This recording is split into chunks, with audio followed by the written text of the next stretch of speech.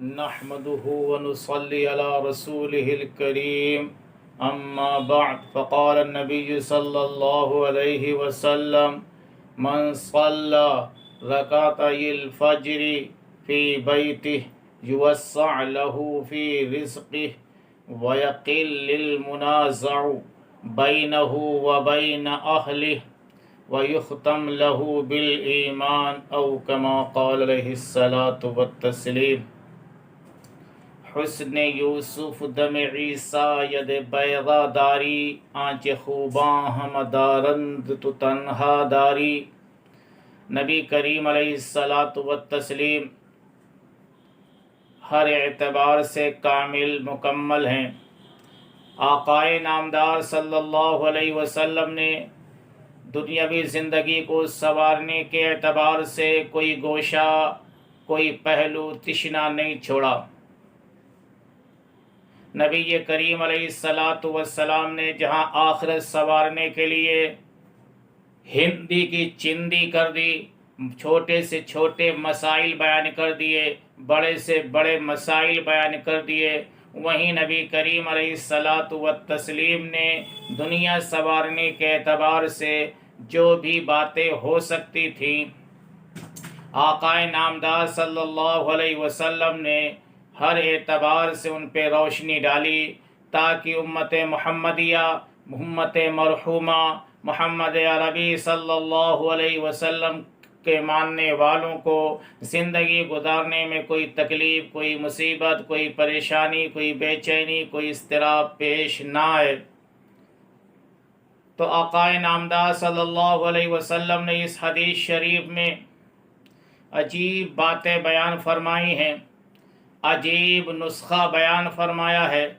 عجیب لائحہ عمل بیان فرمایا ہے، زندگی گزارنے کی عجیب روش، عجیب طریقہ بیان فرمایا ہے کہ اس روش کو اپنا کر کے، اس طریقے کو اپنا کر کے، اس لائحہ عمل کو اپنا کر کے ہماری جہاں آخرت سنور جائے گی، دنیا بھی سنور جائے گی۔ بظاہر لوگ یہ سمجھتے ہیں کہ دین پر عمل کرنے کے نتیجے میں آخرت تو بن جاتی ہے، لیکن دنیا ہاتھ سے جاتی ہوئی نظر آتی ہے۔ یہ بات غلط ہے۔ آئیے اس حدیث میں نبی کریم علیہ الصلاۃ والتسلیم نے جو ہمیں اور آپ کو پیغام دیا ہے اس کو سمجھتے ہیں۔ آقائے نامدار صلی اللہ علیہ وسلم نے فرمایا کہ جو شخص فجر کی سنتیں، چونکہ سویرے یعنی دن کا آغاز ہوتا ہے صبح سے، سویرے سے آغاز ہوتا ہے،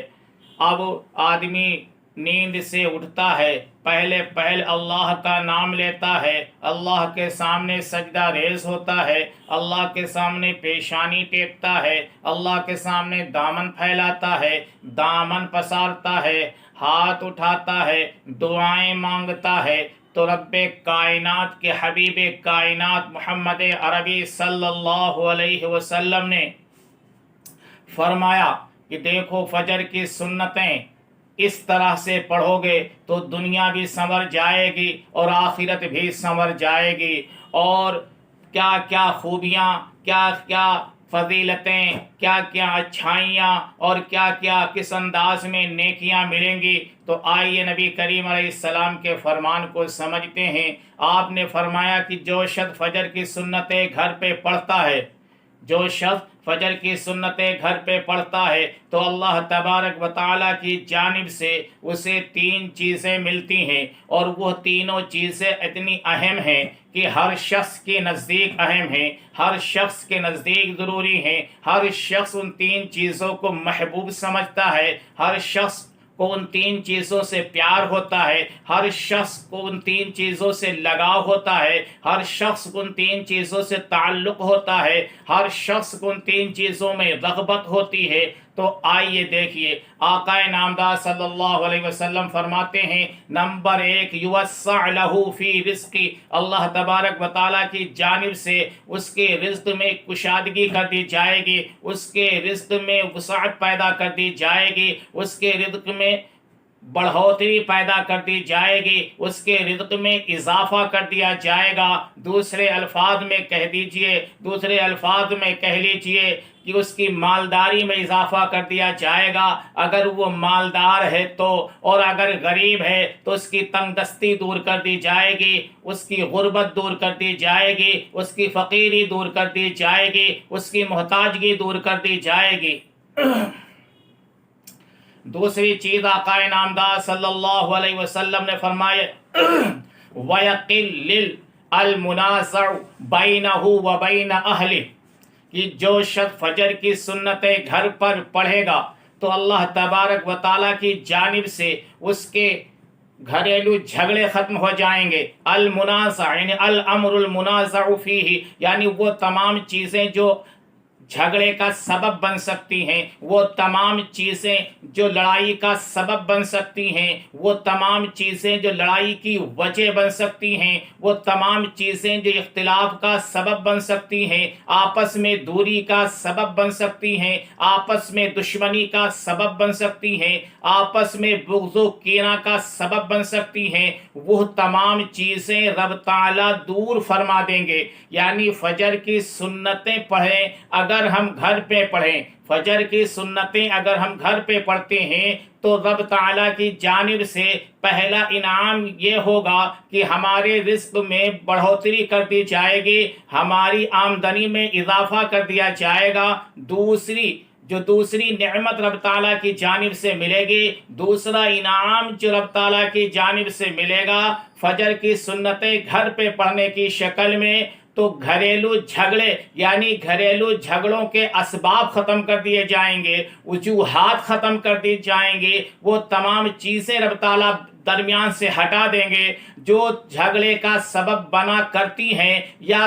सबब बन सकती थी। अगर एक शख्स फजर की सुन्नतें घर पे पढ़ता है तो अल्लाह तबारक व तआला उसे एक दूसरा इनाम ये इनायत फरमाएंगे। और फिर फरमाया नबी करीम अलैहिस्सलातु व तस्लीम ने कि तीसरा इनाम ये होगा, और ये इनाम तो सबसे मुहतम बिशान है, ये इनाम तो सबसे अज़ीमुश्शान है, ये इनाम तो सबसे ज़्यादा प्यारा है, ये इनाम तो हर मुसलमान की निगाह में महबूब ही नहीं बल्कि महबूब तर है, खा वो मुत्तकी परहेजगार हो, दीनदार हो या दीन से दूर हो, दीन पर अमल ना करने वाला हो, मोमिन बशर्ते की हो, ले तो उसकी ये ख्वाहिश ज़रूर होगी, उसकी चाहत ये ज़रूर होगी, उसकी तमन्ना ये ज़रूर होगी, उसके दिल में ये अरमान ज़रूर तड़पता होगा, बेचैनी उसके दिल में इस माना कर ज़रूर होगी कि गुनहगार हूँ, बदकार हूँ, सियाहकार हूँ, मुजरिम हूँ, लेकिन एक बंदे सत्तार हूँ, यानी उस अल्लाह का बंदा हूँ जो चश्म पोशी करने वाला है, जो पर्दा पोशी करने वाला है, जो गुनाहों का माफ़ करने वाला है। तो हर उस शख्स की ये तमन्ना होती है जो ईमान वाला है, जिसके सीने में कुरान की मोहब्बत है, जिसके सीने में मोहम्मद अरबी सल्लल्लाहु अलैहि वसल्लम से एतक़ाद है, जो मोहम्मद अरबी सल्लल्लाहु अलैहि वसल्लम को नबी आखिरुज़्ज़मान मानता है, उस शख्स की ये तमन्ना ज़रूर होती है कि उसका खातिमा ईमान पर हो। यानी जब हम दुनिया से रुखसत हो रहे हों, जब हम दुनिया से जा रहे हों, जब वक़्ते नज़ा हो, जब आखिरी सांस का वक्त आज रहा हो, जब आखिरी सांस की घड़ी आ रही हो, जब वो लम्हा आ रहा हो, जब हमारा सिलसिला दुनिया से मुनक़ता होने वाला हो, जब अपने पराए आँखों से ओझल होने वाले हों, जब हमारे पास वो वक्त आने वाला हो कि जब हम चार कांधों के मोहताज होकर कब्रिस्तान जाने वाले हों, हमारे पास वो घड़ी आने वाली हो कि कब्रिस्तान की कोठरी में हमें दफन किया जाने वाला हो, जब हमारे पास मुनकर नकीर आने वाले हों, हिसाब व किताब की घड़ी आने वाली हो, उस वक्त हम ईमान की दौलत लेके जाएं, हम इस तरह से जाएं کہ ہماری زبان پہ کلمہ طیب سچائی کے ساتھ جاری ہو، جب ہم دنیا سے رخصت ہو رہے ہوں تو ہمارا یہ عالم ہو، دیکھنے والا یہ سمجھ جائے، سننے والا یہ سمجھ جائے کہ ہاں یہ ایمان کے ساتھ دنیا سے رخصت ہوا ہے، ایمان کی دولت یہ بچا کے لے گیا ہے۔ محمد عربی صلی اللہ علیہ وسلم کا صحیح معنوں میں یہ شیدائی اپنے آپ کو ثابت کر کے گیا ہے، اور انشاءاللہ کل میدان محشر ہی میں نہیں، قبر کے اندر بھی یہ معزز و محترم رہے گا فرشتوں کی نگاہ میں، اور کل میدان محشر میں جب نفسی نفسی کا عالم ہوگا اس وقت بھی لوگوں کی نگاہ میں یہ محترم بھی ہوگا، مکرم بھی ہوگا، معزز بھی ہوگا، آقائے نامدار محمد عربی صلی اللہ علیہ وسلم کی نگاہ میں پیارا بھی ہوگا، اور تمام لوگوں کی نگاہوں میں لاڈلا اور نیارہ بھی ہوگا۔ وآخر دعوانا الحمد للہ رب العالمین۔